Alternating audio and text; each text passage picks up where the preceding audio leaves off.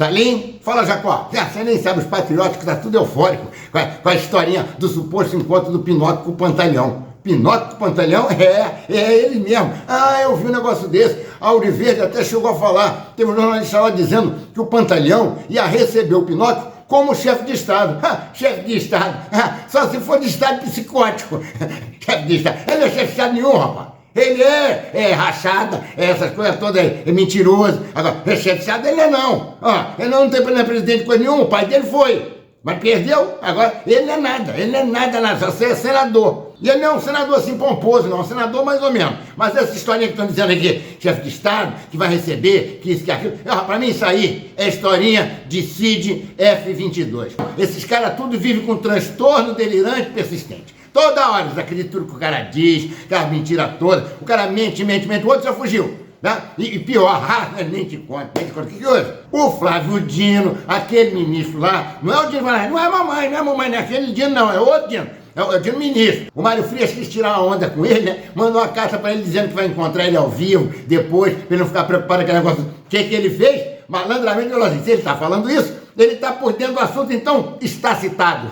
Não precisa mais citar você pessoalmente, já está citado. Se você sabe o que está acontecendo, sabe que vai ter um processo, então você já sinta-se citado. E aí, rapaz, ferrou. Eu vou nem fazer o gesto aqui não. Ele ferrou o Mário Frias. Aí o Mário Frias, o que acontece? Agora já está citado. Essa do Dino foi uma vingança pior do que a do Ciro Nogueira com o Flávio. Que hoje, falou assim, ele deu uma ferrada no Flávio, falou, ele tem que provar a inocência dele, tomara que ele fique bem, mas deu uma ferrada nele bonito, Se fosse na época do Chico Anísio, dizia assim, a vingança será maligna. Não creu neu, se findou-se, aquele vampiro brasileiro. Ele falava assim mesmo. Mas Jacó, você me ligou para falar de nostalgia ou de coisa séria? Não, hoje eu estou concentrado demais. Concentrado porque você não é coalhada para ficar concentrado. Mas hoje é sábado, é dia de guerra, hoje é guerra. Sábado é guerra. Eu li alguma coisa sobre isso. Hoje é praticamente a decisão antecipada do Brasileirão, né? Exatamente. É dia de correr carré, uma picanhazinha suína, já tô aqui no Mengão preparado para ir lá. E por falar em guerra, rapaz, hoje eu trouxe o Larry Johnson, que foi da CIA, para explicar em detalhes os problemas lá com o Irã, a situação dos Estados Unidos, do Estreito de Hormuz, como é que tá aquela confusão toda, que deve ter ataque, vamos mostrar como é que vai ser. Os problemas que Israel está tendo e também dessa confusão antiga da Rússia com a OTAN lá em território ucraniano. Então coloca logo eles aí para falar, porque eu não aguento mais essa gracinha. Salim, acharam o Dark Horse aí. Acharam o Dark Horse. Aí, ainda botaram o Vênus, porque tá dando tanto problema, que eles vão vender esse troço logo. Eles vendem tudo, vende joia, vende tudo, vão vender. Agora, o que é isso aí? Isso aí? Isso aí é um presente que o Ciro Nogueira mandou pro Flávio Bolsonaro. Não sei pra quê, mas ele mandou pra ele. Jacó bateu um recado também, sabe de quem? De um espião amigo nosso lá, o Zé. Ele mandou pra gente. Sabe o quê? Esse recado aí, é do Willy Wonka. Que quem entende chocolate é o Willy Wonka. Ele tá indignado. Ele não tinha a menor ideia que o Flavinho Pinóquio tinha esses conhecimentos todos. Jacó, em vez de você ficar fazendo gracinha, você devia ter ido com o Mário lá, junto com o Carlos da Fé, na Praça 15. Ele deu um maior show lá, e você não foi, né? Eu esqueci, não deu tempo. Eu tava cansado, hoje eu tô concentrado. Olhando pra você, parecem perceber algo na sola do sapato e que fede pra valer. Você tava me seguindo? Chocolate vai, chocolate vem, solta o Wonka, te alegra e faz dançar também. É de fato uma delícia, vem comer. Chegou a polícia, revistem todos pra mim. Quem comeu chocolate assim? Nenhum chocolate é assim.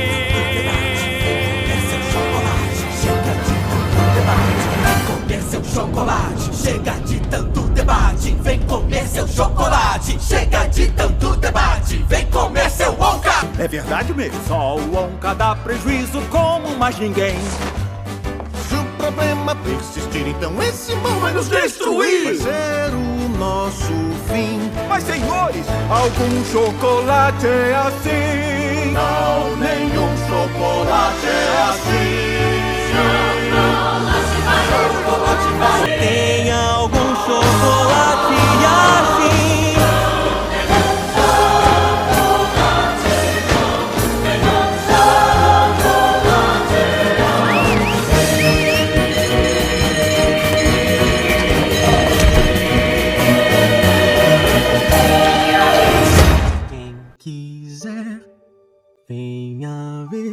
Que esse mundo é pura fantasia. Se você quer ver o paraíso, olhe ao seu redor e veja.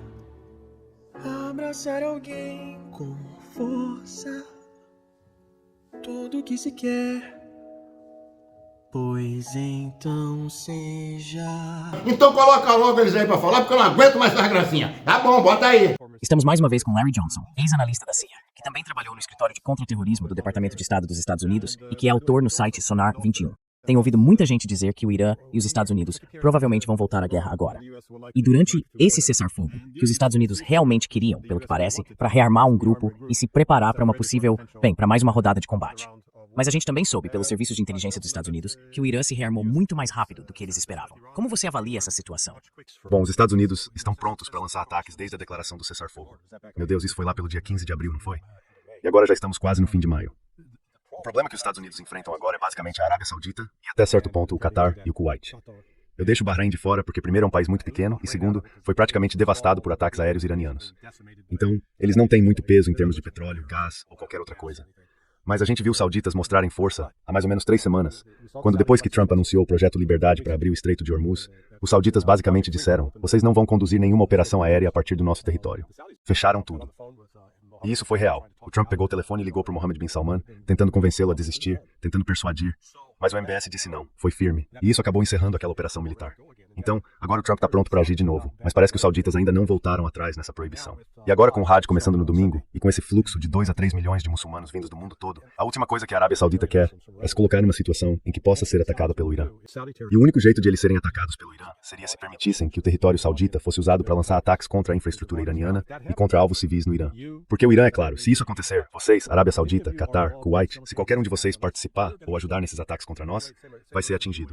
O mesmo vale para os Emirados Árabes Unidos. E eu acho que o Irã e os sauditas chegaram a um ponto em que não querem seguir por esse caminho. Então, com o Eid chegando, e depois o Hajj no domingo, o Eid deve cair na próxima quarta ou quinta, tem vários dias nesse período todo de peregrinação até Meca. É uma obrigação de todo muçulmano fazer isso pelo menos uma vez na vida. E eles passam por uma série de rituais e atividades para comemorar, para meio que reviver a vida do profeta Ibrahim e do profeta Maomé. Então é algo muito importante. E a última coisa que os sauditas querem é se envolver num confronto com o Irã durante esse período. Por isso eu vejo que, seja lá o que o Trump queira fazer, agora ele está limitado. Ouvi dizer que as operações americanas de reabastecimento aéreo têm ficado em grande parte restritas ao espaço aéreo do Iraque, o que, claro, traz um risco adicional.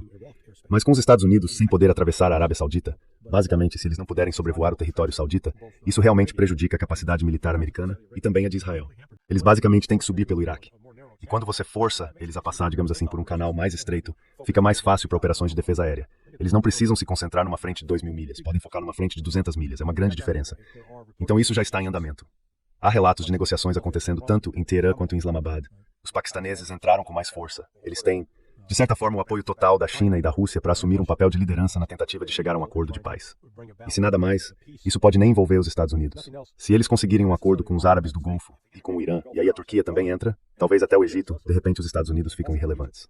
Se os países árabes do Golfo fecharem as operações militares dos Estados Unidos em seus territórios, os Estados Unidos não têm muitas boas opções. Certamente não tem poder aéreo suficiente, só com porta-aviões, para sustentar uma campanha de verdade. Então a situação ainda está em aberto. Eu até poderia argumentar que apesar das ameaças, vamos retomar, vamos atacar, eu não vejo nada acontecendo até talvez aquele pequeno intervalo nas 2 primeiras semanas de junho antes do início da Copa do Mundo. Porque eu acho que quando a Copa começar, vai haver uma pressão internacional enorme sobre os Estados Unidos para parar de atacar o Irã. Dá para imaginar que muitos dos países do Golfo estejam um pouco cautelosos agora em se envolver na guerra contra o Irã. Porque, se as coisas continuarem como parecem estar indo, com o Irã saindo vitorioso, ou seja, ficando por cima, controlando o Estreito de Hormuz, e os Estados Unidos talvez sendo empurrados para fora da região, não parece uma boa ideia ficar do lado que está perdendo. Pois é, dá para imaginar que muitos desses países queiram começar a buscar um equilíbrio diferente entre os Estados Unidos e o Irã. Basicamente se ajustar às novas realidades que estão surgindo. Mas se ainda existe alguma chance de as negociações darem certo, por quê? Em que ponto elas estão agora? Acho que o Trump chamou as últimas propostas dos iranianos, ou uma das últimas, de lixo. Mas a questão principal é, o ponto em que estão travados é o direito do Irã de enriquecer urânio. E claro, o que deve acontecer com o Estreito de Hormuz. Porque, de novo, nesses temas, não parece que os Estados Unidos tenham muito poder de negociação. Mas o que eu estava pensando é o seguinte, mesmo que o Irã saia vitorioso, ele ainda tem interesse em que os Estados Unidos retirem as sanções. Então essa é meio que a grande carta que os Estados Unidos têm na mão. Claro que qualquer acordo com retirada gradual das sanções provavelmente é conversa fiada. Isso não vai acontecer. Mas como você vê essa situação? O que realmente pode ser alcançado nessas negociações? O Ocidente quebrou promessas várias vezes. Então daqui pra frente, as sanções têm que ser suspensas agora, de imediato. Esse é o primeiro ponto. Os ativos congelados, esses precisam ser devolvidos ao Irã. Esse é o segundo ponto. E o outro ponto que não é negociável é que o Irã vai continuar cobrando das embarcações que quiserem entrar ou sair do Golfo Pérsico. Elas vão ter que seguir as novas regras que a Autoridade do Estreito do Golfo Pérsico, a PGSA, está implementando agora. E na verdade ontem, 36 navios passaram por lá, apesar da afirmação do Trump de que, temos um bloqueio, é intransponível, ninguém vai passar. Ainda assim, 2/3 dos navios que normalmente passavam por lá continuam parados. Então só 1/3 da atividade normal está acontecendo. Agora, toda essa questão nuclear, eu insisto, é uma distração. Os Estados Unidos tentaram transformar isso na sua principal justificativa. É aí que está o problema. É isso que a gente precisa eliminar. Se o Irã não tivesse nenhum programa nuclear, se nunca tivesse enriquecido nenhuma grama de urânio, os Estados Unidos ainda estariam tentando destruir o Irã. Esse é o ponto. E isso não tem nada a ver com o fato de o Irã estar, entre aspas, buscando uma arma nuclear. Eu vi uma organização no Canadá chamada Sociedade Munk. Eles organizam debates. Então eles fizeram um debate na quarta-feira, colocando John Mearsheimer e Stephen Walt contra Victoria Nuland e Mike Pompeo. E o que me chamou a atenção foi essa narrativa, a narrativa neoconservadora que se constrói, dizendo que o Saddam Hussein era um monstro porque tinha armas químicas, sem qualquer reconhecimento por parte do Pompeo e da Nuland de que nós, os Estados Unidos, fomos quem forneceu, quem facilitou essas armas químicas ao entregar os precursores. E não só isso, também fornecemos agentes biológicos, armas biológicas. Então, quando os Estados Unidos entram nessas negociações, não há memória histórica alguma. Do ponto de vista do Irã, é como se eles estivessem negociando com um paciente de Alzheimer. Os Estados Unidos não conseguem se lembrar do que fizeram há 2 anos. Eles mal sabem onde estão agora. Então essa ideia de que o acordo não vai para frente, a menos que o Irã entregue o material enriquecido. Ontem, segundo relatos, Mojtaba Khamenei, o novo Ayatollah, disse que não existe nenhum material nuclear, que isso nem está em discussão. E sinceramente, do ponto de vista do Irã, é um país soberano. Por que eles deveriam abrir mão disso? Eles assinaram o TNP, permitiram inspeções da IAEA e têm sido alvo de ataques constantes, ataques terroristas, assassinatos de cientistas nucleares. Não só o que aconteceu em junho passado, mas também antes disso. Então eu entendo o Irã simplesmente afirmar sua soberania e dizer não. O Ocidente não vai ditar o que eles devem fazer. Eles são um país soberano e têm todo o direito de agir assim. Mas eu também ouvi que a inteligência dos Estados Unidos não está só dizendo que os iranianos estão se rearmando. Eles aparentemente estão dizendo por Trump agora que o Estreito de Hormuz, que não dá pra abrir, que não tem como fazer isso. Então eu não sei quem mais anda sussurrando no ouvido dele, provavelmente o Netanyahu, dizendo que mesmo assim eles deviam tentar de novo. Mas se não dá pra abrir o Estreito de Hormuz, se não dá pra derrotar os iranianos, qual é o sentido de voltar pra uma guerra? Porque parece que isso está se tornando uma possibilidade bem real. De novo, eu não sei o quanto você acha provável que os Estados Unidos ataquem o Irã outra vez. Bom, só para reforçar o ponto, não é só a comunidade de inteligência dos Estados Unidos. O almirante Darrell Caldwell, C-A-U-D-L-E, prestou depoimento ontem no Congresso e disse o seguinte: olha, a gente não tem capacidade militar para abrir o Estreito de Hormuz. Essa foi a mensagem dele. Seria caro demais, arriscado demais tentar enviar navios para atacar posições iranianas, porque o Irã tem um arsenal enorme em várias camadas que pode ser usado contra qualquer navio que entre no Estreito. E os Estados Unidos não têm como destruir tudo isso. Então, uma avaliação honesta da capacidade militar americana, e a gente nas Forças Armadas que tem insistido nesse ponto, mostra que o almirante Brad Cooper, comandante do CENTCOM, disse: esse garoto não tem coragem. E eu tô chamando de garoto porque ele é uns 20 anos mais novo do que eu. E Deus, que burocrata covarde esse cara é. Sabe, ele estava sendo questionado no Congresso outro dia pelo deputado Seth Moulton. O Seth foi fuzileiro naval, serviu no corpo de fuzileiros, largou Harvard para servir, então não é o tipo comum de fuzileiro. E o Seth só estava pedindo para ele definir a diferença entre degradado e aniquilado. E aí, sabe, ele começou a fazer joguinho de palavras. Disse algo como: não posso falar sobre o programa nuclear. E o Moulton respondeu: não tô perguntando sobre o programa nuclear, só quero saber sobre o uso das palavras. Qual é a diferença entre degradado e aniquilado? E ele simplesmente não respondeu. Então, quando você tem um comandante militar agindo desse jeito, jogando esse tipo de jogo e se comportando mais como político do que como líder militar, é um problema. Porque o que a gente precisa é de um oficial que não esteja nem aí pra política. E, pra ser bem sincero, pouco importa se ele vai ser promovido ou demitido. Ele não tá nem aí. Vai chegar e dizer exatamente o que pensa. E pra falar a verdade, deputado Moulton, a realidade é que a gente não separou a política das capacidades militares do Irã. Fiquei satisfeito em ver que a CIA tem informado o Congresso com algo que parece bem mais próximo da verdade do que qualquer coisa que o governo Trump tenha dito. Eles destacaram que não só a gente não destruiu a maior parte da capacidade de mísseis balísticos do Irã, nem seus sistemas de defesa aérea, nem a capacidade de construir e lançar novos mísseis, como parece que eles até melhoraram essas capacidades desde o cessar-fogo. Faz o quê? Umas 8 semanas? Então, os Estados Unidos estão presos entre a retórica do Trump e o que o país realmente pode fazer. A única coisa que podemos fazer daqui para frente seria lançar uma nova série de ataques aéreos. E se não pudermos usar o espaço aéreo da Arábia Saudita, teríamos que passar pelo Iraque, o que cria novas vulnerabilidades de segurança para a força atacante. Porque o Irã hoje não é mais só o Irã. Ele conta com o apoio da Rússia e da China. Então, eles vão saber exatamente onde concentrar todos os seus recursos de inteligência para coletar informações. Vão saber o que está vindo, de onde está vindo, e vão poder montar defesas de acordo. Além disso, eles podem enviar grupos com mísseis antiaéreos portáteis para a região. Eles não precisam derrubar um F-35, basta atingir os aviões tanque, como já fizeram antes, 3 ou 4 semanas depois do início da guerra. Parece que a Rússia e a China têm pressionado por um formato diferente de acordo de paz. Em vez de simplesmente declarar um cessar-fogo e, sabe, esperar a guerra recomeçar, ou acabar numa situação em que os Estados Unidos dominem, ou o Irã domine, eles parecem preferir o desenvolvimento de uma nova arquitetura de segurança mais inclusiva no Golfo Pérsico. Ou seja, uma estrutura em que os países da região busquem segurança uns com os outros, em vez desse sistema de alianças em que cada um busca segurança contra o outro. Agora, um sistema assim, que incluiria não só o Irã, mas também outros atores regionais, como a Turquia ou a Arábia Saudita, até que ponto você acha que isso poderia dar certo? Porque por um lado, sim, seria um sistema mais inclusivo, que reduziria a competição por segurança. Mas por outro lado, isso também colocaria fim à influência dos Estados Unidos na região. Então, é aí que eu acho que é uma solução viável. É algo que está sendo levado a sério por todos os atores relevantes na região. Rússia e China estão pressionando bastante por isso. E o Irã parece que sabe. Mesmo que a retórica no Ocidente tente retratar o Irã agora como um Estado muçulmano fanático, cheio de radicais inflexíveis, sem nenhuma capacidade de fazer concessões. Não. Isso não poderia estar mais longe da verdade. O fato é que os iranianos são muito pragmáticos. Estão agindo agora com mais confiança a partir de uma posição de força. Eles demonstraram confiança. A gente conseguiu aguentar todos os golpes que os Estados Unidos quiseram nos dar, junto com Israel, e mesmo assim ficamos de pé. Nenhum dos outros países do Golfo pode dizer o mesmo. E foi assim que o reatamento entre o Irã e a Arábia Saudita começou, há cerca de 2 anos, por causa da mediação chinesa. Os chineses continuam trabalhando nesse sentido e agora estão usando o Paquistão. Eu até tinha esquecido disso. O coronel Wilkerson comentou isso durante a minha conversa com o Nima, há pouco tempo. Quando aconteceu uma das revoltas em Meca, alguns anos atrás, as tropas paquistanesas foram usadas para ajudar a conter aquela revolta. Então, existe uma boa relação entre o Paquistão e a Arábia Saudita. E é por isso que os paquistaneses estão assumindo meio que um papel de liderança nisso. Eu consigo imaginar o Irã disposto a fazer algumas concessões com os sauditas, os cataris e os kuwaitianos, para permitir a passagem de navios pelo Estreito de Hormuz, em troca da cooperação deles nesse novo acordo de segurança. Eu não vejo o Irã sendo tão inflexível, a ponto de dizer algo como, não me importa o que vocês façam, nem o quanto se arrependam, vocês vão pagar a taxa, e pronto. Acho que eles têm uma certa margem de flexibilidade nesse ponto. Então o que eu espero é que o resultado mais provável seja que essas negociações que estão acontecendo nos bastidores acabem dando algum resultado. E que a recusa contínua dos sauditas em permitir que os Estados Unidos realizem operações aéreas totalmente livres contra o Irã acabe impedindo os Estados Unidos. Eles podem até querer muito atacar, mas o general responsável pelas forças aéreas vai dizer algo como, olha, se a gente não puder usar o território saudita, nossa capacidade de manter esses ataques é muito limitada, e isso aumenta bastante o risco. Então essa situação pode acabar meio que não vai parar, porque de repente houve um acordo, as duas partes se sentaram e a paz está próxima. Em vez disso, vai simplesmente ir se apagando como uma fogueira que está morrendo aos poucos. Você tem razão. O Irã é muitas vezes criticado no Ocidente por adotar uma postura mais dura. Mas essa postura rígida, no caso de manter o controle do estreito ou de criar um pedágio, tem um motivo. É disso que depende a segurança deles. Se eles cobram pedágio de países que impõem sanções ou que abrigam bases americanas que os ameaçam, é uma forma de garantir que não voltem àquele antigo cenário de coerção econômica e ameaças militares. Agora, se propostas como as apresentadas pelos chineses e pelos russos, de uma arquitetura de segurança mais inclusiva, algo que realmente ofereça segurança, avançarem, esse seria o objetivo final dos iranianos. Então, eles talvez acabem suavizando a posição de que precisam, digamos, controlar o Estreito de Hormuz sozinhos. Porque eu não acho que esse seja o objetivo final em si. Mas isso meio que vai contra o modelo de segurança hegemônico, o de dividir para governar.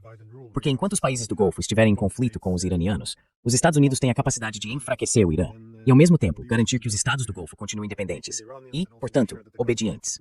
É um pouco parecido com o sistema que temos na Europa. Depois da Guerra Fria, nós chegamos a ter acordos para uma arquitetura de segurança pan-europeia mais inclusiva. E sim, eles reconheceram que essa não seria a mesma arquitetura que traria os Estados Unidos para dentro da Europa, o que em grande parte é verdade. Então, em vez disso, seguimos com a expansão da OTAN. E aí, de novo, a gente reviveu a lógica da Guerra Fria. A Rússia ficou marginalizada. Os europeus continuam obedientes. Mas em algum momento, claro, se o hegemon está em declínio, é do interesse dos países da linha de frente também buscar uma alternativa. Então eu acho que poderia ser uma boa solução. Mas, de novo, seria muito difícil colocar isso em prática, especialmente logo depois de uma guerra. Agora, se eles não chegarem a um acordo de paz, até quando isso pode continuar? Porque agora não há guerra, quer dizer, há um pouco, mas também não há paz. E os mercados, com certeza isso é insustentável. Acho que esse é o consenso também, que isso não pode continuar assim. Bom, esse é o outro aspecto muito curioso e preocupante disso tudo. Os mercados não estão se comportando de forma normal. Tenho certeza de que na faculdade você teve que fazer algo como introdução à economia, alguma coisa assim. Não sei se você chegou a fazer cursos de economia. Eu fiz. E sabe, a gente aprende aquele conceito simples de oferta e demanda, que se você tem um bem que as pessoas precisam, que chamam de bem inelástico, não importa o preço, você ainda precisa comprar. Você precisa daquilo. Então, se a oferta desse bem diminui, claro, o preço vai subir porque a demanda continua a mesma e tem menos produto disponível. Estou simplificando, mas é assim que funciona. Pois bem, o que estamos vendo agora é o seguinte. Hoje é o dia 22, quer dizer, 83, estamos no dia 84, desde que a guerra começou. E nesses 84 dias, que são quase 3 meses, houve um corte total. Não só de 20% do petróleo mundial, 10% do acesso global ao gás natural liquefeito, 35% da ureia do mundo, 30% do enxofre e 44% do hélio. Então não estamos falando de coisas supérfluas. São produtos essenciais para a produção industrial com uma enorme variedade de aplicações, e isso desapareceu. Então, seria de se esperar que os mercados reagissem. Tipo, meu Deus do céu, especialmente no caso do petróleo. Supondo que a demanda não tenha despencado, que continue estável ou até um pouco maior, O que temos é uma oferta reduzida. Inevitavelmente o preço vai ter que subir, mas o que a gente tem visto é uma repressão do preço do petróleo. E enquanto o petróleo é mantido lá embaixo, o mercado de ações nos Estados Unidos continua subindo, como se tudo estivesse ótimo. Mas não está ótimo. Os mercados estão fingindo que está. A gente viu isso na época da Covid, quando o preço do barril de petróleo chegou a $150. Naquele momento, não havia uma escassez real. Não é que a produção tenha parado, que deixaram de bombear petróleo, ou que os navios-tanque tenham parado de navegar, como está acontecendo agora. Mesmo assim, o preço subiu para $150. Por quê? Agora que existe de fato uma escassez, estão fingindo que não é nada demais. Uma das formas que eles têm usado para conter a alta do petróleo é que os Estados Unidos vêm esvaziando sua reserva estratégica e, segundo dizem, vendendo essa reserva para fora do país. Então, tudo isso é uma encenação. Em algum momento, essa encenação vai acabar. O impacto econômico real vai chegar, a falta de produtos vai ficar evidente, o aumento dos preços não vai mais poder ser controlado. E isso vai se traduzir não só em uma recessão econômica, mas provavelmente em uma depressão. E vai ser nesse momento que os Estados Unidos vão ter que ser honestos consigo mesmos e negociar um fim para essa situação. Então dá para ver que o Irã está numa posição que permite continuar limitando o fluxo de mercadorias que saem do Golfo Pérsico, continuar atrapalhando a economia global. E o curioso é que se a gente volta e começa a perguntar quem seriam as alternativas ao Golfo Pérsico, os dois países que mais aparecem são a Rússia e a China. Ou seja, a Rússia e a China acabam se beneficiando disso. Os Estados Unidos, em menor grau, porque são um grande fornecedor de gás natural liquefeito. Mas fora isso, os Estados Unidos não são um grande fornecedor de petróleo, e muito menos de hélio, enxofre ou ureia. E aí vem toda a questão da escassez de fertilizantes e o impacto global que isso causa. De novo, ainda faltam 6 meses para a gente ver o impacto completo disso começar a aparecer, quando isso vai se traduzir em menos colheitas, escassez de alimentos e por aí vai. Então eu acho que essa situação ainda pode se arrastar por um bom tempo. Não vejo os iranianos prontos para simplesmente dizer, tudo bem, vamos abrir tudo e esquecer que fomos atacados.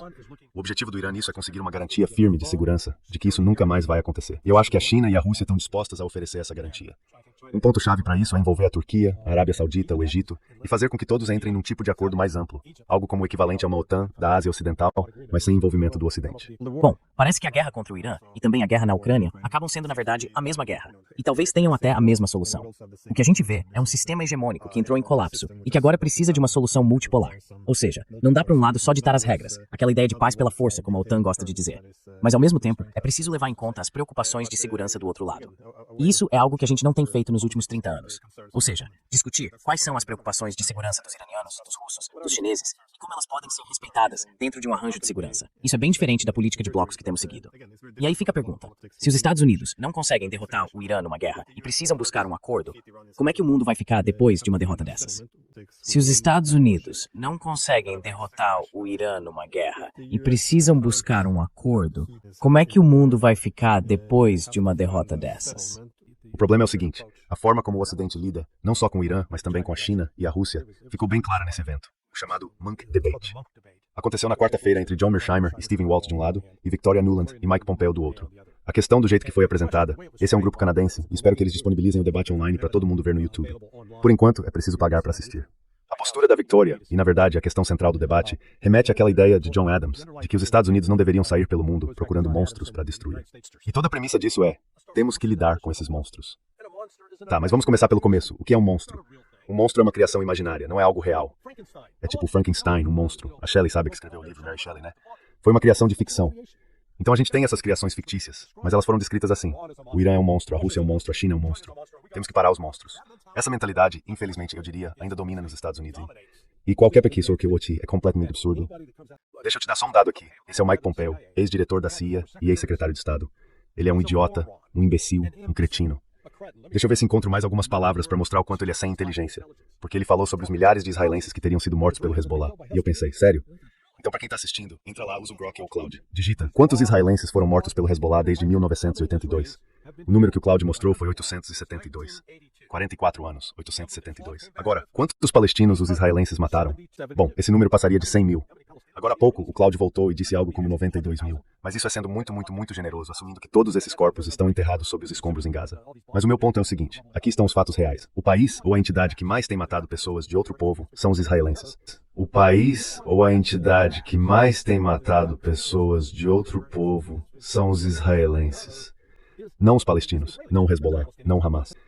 Não os palestinos, não o Hezbollah, não o Hamas. E o país que mais matou estrangeiros no mundo nos últimos 66 anos são os Estados Unidos. Não é a China, não é a Rússia. E o país que mais matou estrangeiros no mundo nos últimos 66 anos são os Estados Unidos. Não é a China, não é a Rússia. Mas a gente insiste em olhar para o monstro de fora. O monstro somos nós. E a gente se recusa a aceitar isso. O monstro somos nós. E a gente se recusa a aceitar isso.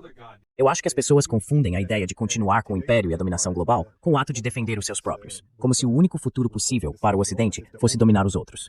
Isso ficou bem claro com Marco Rubio, quando ele voltou em fevereiro para a Conferência de Segurança de Munique. Ele disse algo como: olha, Europa, vocês já foram grandes até a Segunda Guerra Mundial. Perderam seus impérios, mas nós ainda podemos dominar o mundo se nós... Quer dizer, é isso mesmo que o Ocidente político tem a oferecer? Sou até um pouco ofensivo. Enfim, tô me desviando um pouco do assunto. O que eu queria perguntar é, como você enxerga esse tipo de arranjo que você está descrevendo, com os Estados Unidos se afastando um pouco do Oriente Médio? Como isso afetaria a ordem mundial de forma mais ampla, na sua opinião? Olha, eu acho que isso vai vir acompanhado de guerra. Nenhum sistema hegemônico entrega o controle sem lutar.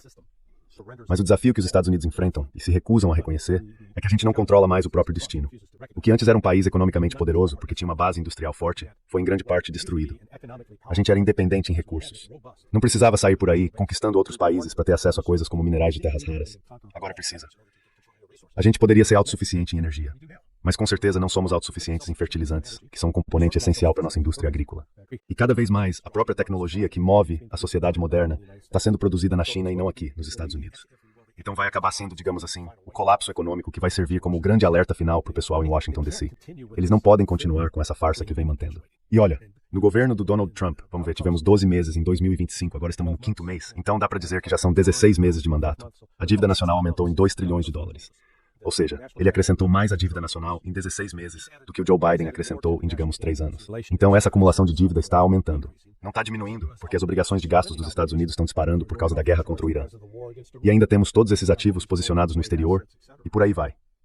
Ao mesmo tempo, se a gente dá um passo para trás e olha o cenário global, a pergunta é, o que está acontecendo? Mais países estão comprando títulos do Tesouro Americano, ou mais países estão se desfazendo desses títulos? A resposta é a segunda opção. Só nesta semana vimos a Turquia vender uma parte, o Japão também vendeu uma quantidade, a China continuou vendendo, algo em torno de 41 bilhões de dólares. Então as nações, especialmente no sul global, não estão por aí pensando, poxa, como é que a gente pode comprar mais títulos do Tesouro dos Estados Unidos? Como é que a gente vai emprestar mais dinheiro para os Estados Unidos para eles continuarem com suas atividades hegemônicas pelo mundo? Isso não vai acontecer. Bom, pelo menos o petrodólar ainda está de pé. Mais ou menos, né? Porque cada vez mais países estão fazendo compras de petróleo. E nesses embarques que saem do Golfo Pérsico ou entram no Golfo pelo Estreito de Hormuz, os iranianos estão dizendo, olha, vocês vão pagar em real, vão pagar na nossa moeda ou então em yuan chinês. Dólar? Esquece. A própria Rússia faz umas 3 semanas que vai começar a aceitar pagamentos em yuan em vez de dólar. Então, de novo, é preciso se afastar do dólar. Aqueles 2 pilares que para os Estados Unidos sempre foram fundamentais para manter o fluxo de capital e a sua dominância econômica estão desmoronando. O petrodólar está desmoronando. Os títulos do Tesouro Americano estão desmoronando. O petrodólar está desmoronando. Os títulos do Tesouro Americano estão desmoronando. Agora, isso não vai acabar de forma abrupta nas próximas semanas. Esse processo pode continuar por um bom tempo ainda. Mas com certeza não é um sinal de fortalecimento dos Estados Unidos. Ao contrário, o país está perdendo força. Talvez aos poucos, mas está. E se você continua perdendo sangue, uma hora inevitavelmente ele acaba. Bom, alguma coisa vai ter que mudar, porque eu entendo a pressão que o Trump está enfrentando. E pelo que me disseram, os países do Golfo já explicaram para os Estados Unidos que acreditam que o tempo está a favor do Irã. E eu entendo. Tem muita coisa em jogo. Não é só sobre como acabar com a guerra do Irã. Na verdade, como você disse, é praticamente toda a ordem mundial que está em jogo aqui. Então eu consigo entender, por um lado, a pressão para tentar atacar o Irã de novo. Mas por outro lado, se não dá para vencer militarmente, qual é o sentido disso? Pelo que eu entendo, os iranianos têm várias outras formas de escalar o conflito, caso os Estados Unidos decidam retomar a guerra. Minha última pergunta é sobre essa briga que a gente ouviu falar agora entre Trump e Netanyahu. Eu não sei até que ponto isso é confiável, mas, ao que parece, o Trump estava considerando encerrar a guerra, aceitando algo como uma derrota, o que, bem, não seria bom para Israel, e isso teria deixado o Netanyahu bem irritado. De novo, não sei o quanto dá para acreditar nas notícias hoje em dia, mas eu queria te perguntar sobre isso. O simples fato de você ter que dizer isso desse jeito já diz tudo o que precisa saber. Você sempre tem que olhar as notícias entendendo que elas são apresentadas com um ponto de vista. Eu costumo chamar isso de inteligência com propósito. É algo feito para provocar uma reação específica, ou para manipular. É sim, bem manipulador. Pode continuar, desculpa interromper. Quando eu leio o The Guardian, é para saber o que o The Guardian quer que eu pense. Não é porque eu acredito que ali eu tô vendo a realidade. Eu acho que, especialmente nos últimos anos, com a guerra, o foco em reforçar as narrativas de guerra sempre é colocado em primeiro plano, acima da realidade. Eu acho que a gente tem que ter um pouco de cautela. Mas se for o caso, você acha que Israel estaria numa posição de, basicamente, negar o Trump, ou influenciar o Trump a rejeitar a paz? Porque eu sempre achei que, se os interesses centrais de segurança dos Estados Unidos estivessem em jogo, em algum momento, ele teria que se afastar um pouco da pressão que vem de Tel Aviv. Sim, eles podem influenciar o Trump a tentar tomar decisões que sejam contrárias aos interesses dos Estados Unidos. Mas mesmo que consigam convencer o Trump de que ele precisa fazer isso, a verdade é que os Estados Unidos podem enfrentar limitações sobre o que realmente podem fazer. Em outras palavras, sabe, tipo, ok, vamos retomar os ataques ao Irã, mas teríamos que passar pelo Iraque. Já não dá mais para passar pela Arábia Saudita, porque o que os sauditas, os kuwaitianos e os cataris estão especialmente preocupados. Os Emirados Árabes não estão tão preocupados, mas acabariam sofrendo um maior impacto. É que se voltarem a facilitar esses ataques, vão acabar enfrentando uma devastação ainda maior do que já sofreram. E os iranianos deixaram claro que, olha, eles sabem que a gente consegue lidar com um primeiro ataque. O problema seria a nossa resposta depois, que seria devastadora. Então eu não descarto a possibilidade de o Trump ainda ser convencido a retomar os ataques. Mas ele também vai ter que encarar as limitações práticas do que a Força Aérea dos Estados Unidos consegue fazer agora, com todas essas restrições. Se mais uma vez a Arábia Saudita continuar dizendo não, vocês não vão usar o nosso espaço aéreo. Isso reduz bastante as dos Estados Unidos. Se os Estados Unidos atacarem, até que ponto a situação pode piorar? E se o Mar Vermelho for fechado? E se cortarem alguns cabos de internet? E se os países do Golfo deixarem de existir, porque suas usinas de dessalinização ou sua infraestrutura de energia forem destruídas? Com todas essas possibilidades, que também pesam contra os interesses de Israel, qual é a probabilidade, na sua opinião, de os Estados Unidos atacarem de novo agora? Porque, quando eu olho para o aumento das forças na região, eu fico com a sensação de que se você mobiliza tanta tropa assim, não dá para simplesmente mandá-las de volta para casa. Elas estão sendo reunidas para uma guerra. Não, é que você está preso à lógica e ao pensamento racional. Então sim, você tem toda a razão em dizer que ainda não vimos nenhuma ordem dizendo ok, vamos começar a retirar, vamos começar a reduzir. Só por esse motivo eu diria que sim, os Estados Unidos vão retomar os ataques. Mas a capacidade dos Estados Unidos de sustentar isso vai ser extremamente limitada. E o dano que vai ser causado às forças americanas na região, assim como a Israel... Israel, na verdade, é quem eu acho que está avaliando muito mal o tipo de dano que o Irã pode causar. Então eu espero que essa parte, digamos, não combativa da situação, continue se arrastando por mais um tempo. Sabe, por causa do Hajj, bom, ok, agora não tem ataque. Aí o Hajj termina e pronto, agora estamos na Copa do Mundo. Então vamos passar pela Copa. Isso leva mais ou menos um mês. Isso pode dar, digamos, uns 2 meses de negociação. Seria um resultado melhor. Mas eu acho que o Trump vai ficar sob uma pressão enorme para atacar. Então eu só posso dizer que não vou me surpreender se o ataque acontecer de novo. Não vou dizer nem prever que vai ser na semana que vem. Eu não sei disso, não tenho acesso a esse tipo de informação. O que eu sei é que o Trump está sob pressão para fazer isso, mas também enfrenta obstáculos reais que impedem. Agora, como essas duas coisas vão se resolver, eu não sei. Conforme os meses vão passando, se não houver nem guerra nem paz, os mercados vão sufocar do mesmo jeito. Então o tempo está correndo, de qualquer forma. Eu não vejo um bom desfecho nisso. Para os Estados Unidos, acho que para o Irã, eles podem sair muito fortalecidos, talvez, se finalmente conseguirem se livrar, sabe, de 47 anos de sanções pesadas e ameaças militares constantes. Se eles conseguirem algo novo, pode ser ótimo. Mas para os Estados Unidos, não, realmente, é isso. Olha, do jeito que você colocou, eu acho que você traz uma ótima visão sobre isso, é que a situação econômica vai acabar determinando se os Estados Unidos vão ou não seguir adiante com ataques militares. E eu não consigo imaginar um cenário em que ataques militares dos Estados Unidos contra o Irã possam fortalecer a economia mundial, melhorar a posição financeira dos Estados Unidos no mundo, aumentar o interesse em comprar dólares ou tornar o petrodólar mais universal. Na verdade, eu diria que qualquer nova escalada militar por parte dos Estados Unidos vai ter exatamente o efeito contrário. E quando essa percepção ficar clara, acho que isso reforça o argumento de que não deveríamos fazer isso, porque as economias estão frágeis demais. E veja, a gente já começa a ver os efeitos disso acontecendo na Indonésia, mas isso vai atingir a Europa com muito mais força. E no fim das contas, provavelmente até o final de junho, os Estados Unidos vão estar sentindo de verdade as consequências econômicas disso.